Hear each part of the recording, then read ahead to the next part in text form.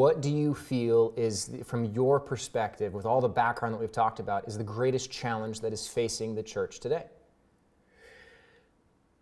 Dave, you have to ask the question of all questions, man. Now, this is my take on that. Yeah, and that's what we want to hear, is you have the background. This is my take. Yeah. I believe the greatest challenge facing the church of the living God today is the battle to maintain the truth and the integrity of the gospel. What the gospel is in its totality, and to keep that intact. Unpack that for me.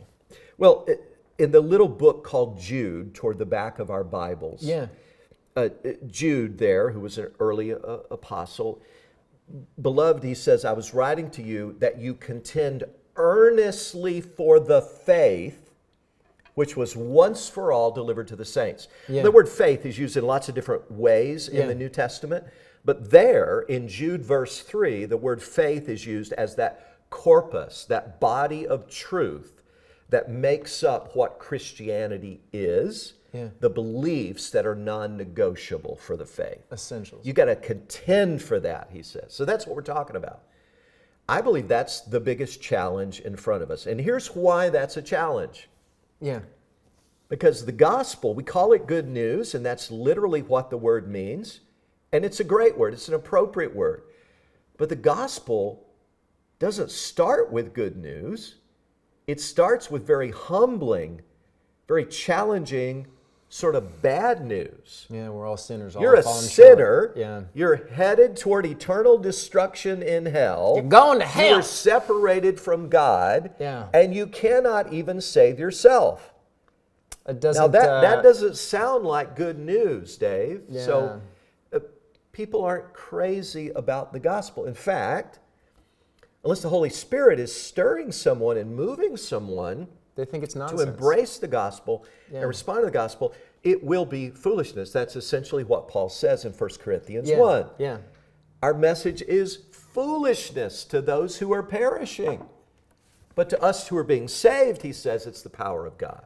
And with the distractions and everything that's going on in the world, to present a message that says that you're broken is not palatable. That is not the message that itching ears want to hear. No. It's not the message that our prideful human heart wants to hear. We want to hear a message that says, look, you've got everything you need. You're enough. In and of yourself, you're enough. Speak your truth. Hey, protect your peace. Whatever works for you is good. These are all messages that people receive every day, that are all over. Podcasts, websites, TV shows, talk shows, movies.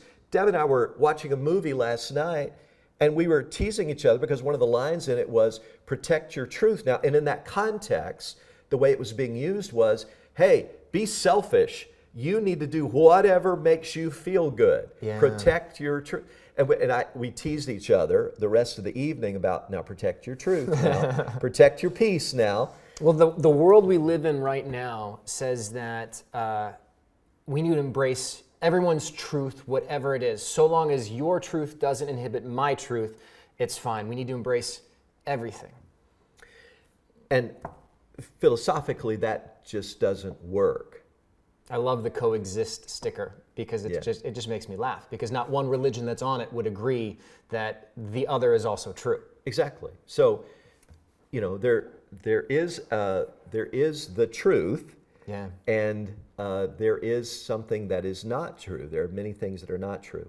So I believe that's the biggest challenge, and I'm going to go ahead and just use a phrase here that's commonly used. I believe